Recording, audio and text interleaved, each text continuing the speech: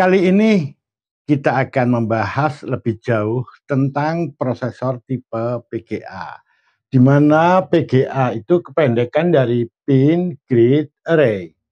Sesuai dengan namanya, pada prosesor ini, yaitu pada bagian bawahnya, itu terdapat pin-pin, di mana kisi-kisi pin ini tertata secara teratur. Saya tampakkan dulu dari dekat tentang tatanan dari pin-pin tersebut. Nah, ini bisa Anda lihat pin-pin yang ada di bagian bawah prosesor. Baiklah, pin-pin inilah nanti yang akan ditancapkan ke motherboard. Seperti ini contohnya motherboardnya. Nah, pada motherboard ini terdapat tempat yang khusus digunakan untuk tempat menancapkan prosesor tadi. Tempat dudukan prosesor ini, jadi konektor tempat prosesor ditancapkan, ini disebut dengan nama soket. Jadi banyak orang yang menyebutnya dengan nama soket atau dudukan prosesor. Pada dudukan prosesor atau pada soket ini, yaitu tempat ditancapkannya prosesor ini, terdapat lubang-lubang. Pada lubang-lubang inilah nanti pin-pin tadi itu tertancap. Saya dekatkan dulu, bisa dilihat di sini lubang-lubangnya tampak jelas di situ. Oke. Nah, saya ulang, prosesor ini nanti akan dipasang pada soket ini. Pin-pinnya akan masuk ke dalam lubang-lubang itu. Jadi dapat dikatakan pin-pin ini adalah konektor dari prosesornya. Sedangkan soketnya ini adalah konektor dari motherboardnya. Konektor pada prosesor akan tersambung ke motherboardnya. Jadi di dalam lubang-lubang ini, pada soket ini, pada bagian dasarnya, itu ada titik-titik kontak. Titik-titik kontak yang ada pada motherboardnya, di mana ujung-ujung pin ini nanti akan menempel kepadanya. Itulah sebabnya harus dijaga jangan sampai soket ini lubang-lubangnya itu kemasukan debu. Jadi kalau nyimpan harus tertutup, sebab nanti kalau ada debu-debu halus yang masuk ke dalam lubang ini, kalau itu terkonsentrasi banyak, jadi debunya terkumpul di situ, akhirnya ujung pin ini tidak bisa menyentuh pada dasar motherboard. Jadi titik koneksi yang pada motherboard itu tidak akan tersambung pada pinnya ini karena terhalang oleh debu tadi. Juga makanya ada larangan, jangan sampai Anda sering memegang kayak begini pada permukaan soket. Karena kadang-kadang tangan kita itu nggak bersih ya, ada debunya gitu. Mungkin kalau sekali, 2 kali tak masalah, tapi kalau berkali-kali debu bisa terkumpul di situ, itu akan menghalangi koneksi pada ujung-ujung pin itu dengan titik-titik koneksi yang ada pada dasar motherboard itu sendiri. Jadi ini harus dijaga. Jadi pin-pin ini tadi adalah penghubung antara prosesor ini dengan motherboardnya. Nah,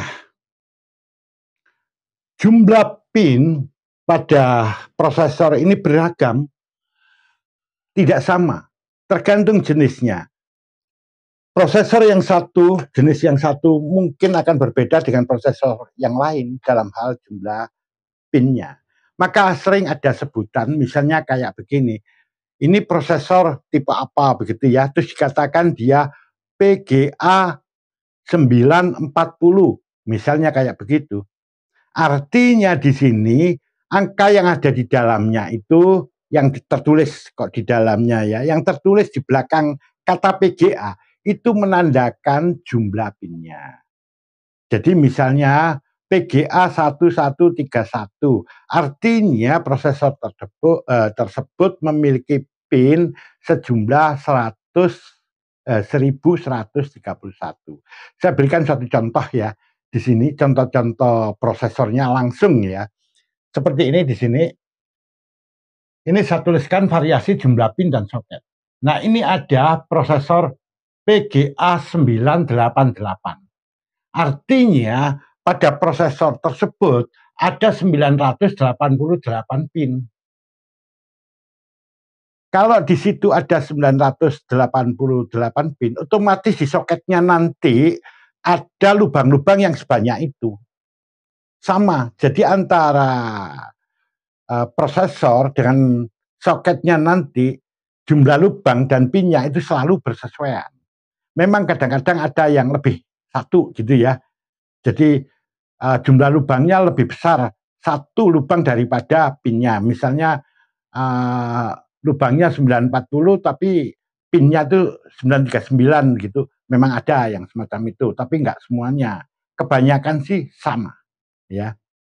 Nah, prosesor PGA 988 ini miliknya Core i7 ya. Core i7 yang generasi 2 yaitu Sandy Bridge. Ini pada prosesor mobile, prosesor yang digunakan untuk laptop. Ini ada.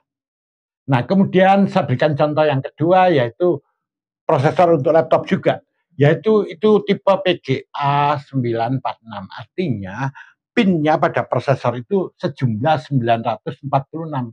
Ini juga miliknya Core i7, tapi pada generasi yang berbeda, yaitu pada generasi 4 yang dikenal dengan nama Haswell MB untuk ini. Nah, contoh lagi untuk prosesor desktop ya, bukan laptop, itu miliknya AMD. Itu ada, yaitu PGA 1131, itu Ryzen Sesan ya di sini ya. Nah, itu jumlah pinnya ada 1131, tapi prosesor ini adalah tipe prosesor desktop ya. Kalau yang dua ini adalah mobile, ini desktop. Kalau yang dua ini adalah produksi Intel, ini miliknya AMD. Nah, di sini harus diketahui, dari sisi ini aja kelihatan, kalau jumlah pinnya tidak sama, misalnya ini 946, ini 988, ini nggak bisa dipertukarkan loh. Misalnya, untuk prosesor ini dipasang di soket yang miliknya ini, Core i7 yang generasi 2, padahal prosesornya generasi 4. Jangan dipaksakan, itu memang nggak akan bisa. Karena lubangnya tidak bersesuaian. Ya, di sini. Nah, perlu Anda ketahui di sini bahwa pada awalnya prosesor-prosesor itu memang didesain menggunakan pin.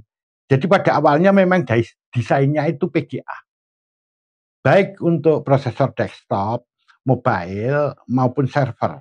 Awalnya memang semuanya itu PGA. Ya. Barulah nanti pada tahap-tahap berikutnya, pada perkembangannya, seperti pada prosesor desktop dan server itu mulai beralih ke LGA ya, yang nanti akan kita bahas tersendiri. Tapi pada saat itu pula ada juga yang tipe BGA, yaitu yang disolder permanen ke motherboardnya. Itu juga nanti akan kita bicarakan tersendiri. Kita masih bicara tentang PGA. Jadi prosesor PGA itu merupakan prosesor yang dari awal digunakan. Jadi pelopornya sebetulnya yang PGA ini. Baik itu untuk komputer desktop, server maupun laptop.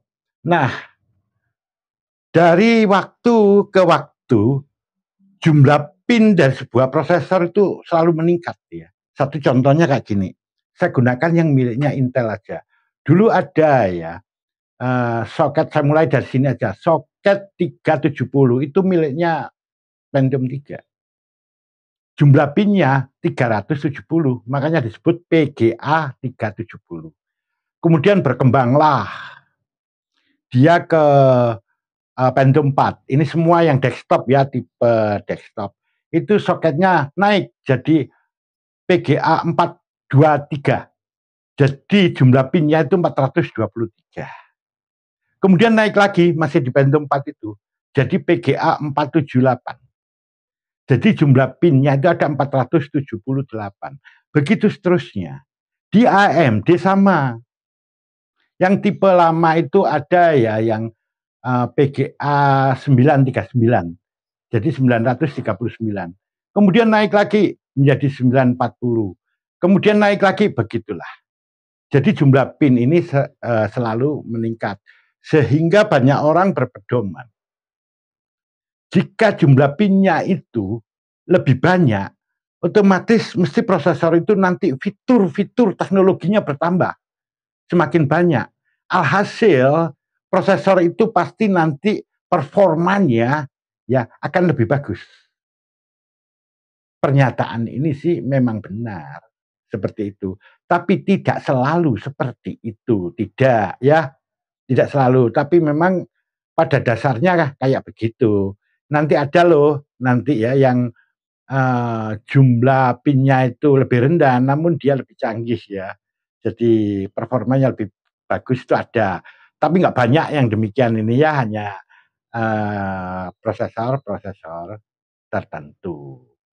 Nah, kemudian yang harus diperhatikan lagi yaitu tentang kompatibilitasnya ini. Jadi janganlah memasang sebuah prosesor PGA ini sembarangan. Misalnya kayak begini. Mentang-mentang jumlah pinnya sama, ada dua prosesor tapi berbeda jenis. Ya, tapi jumlah pinnya sama.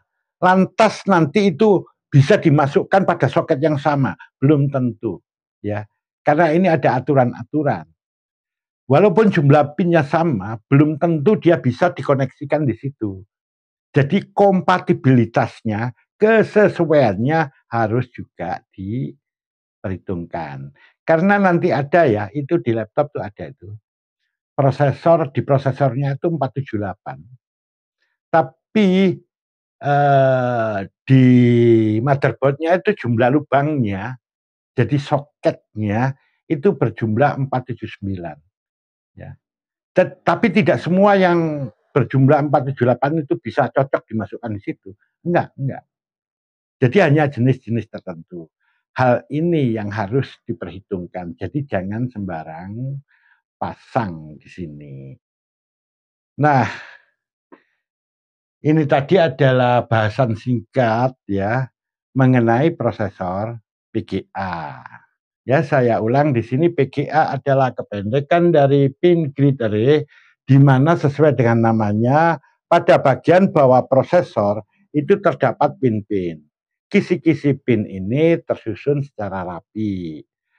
Pin-pin inilah nanti yang akan masuk ke soket, yaitu dudukan prosesor yang ada pada motherboard.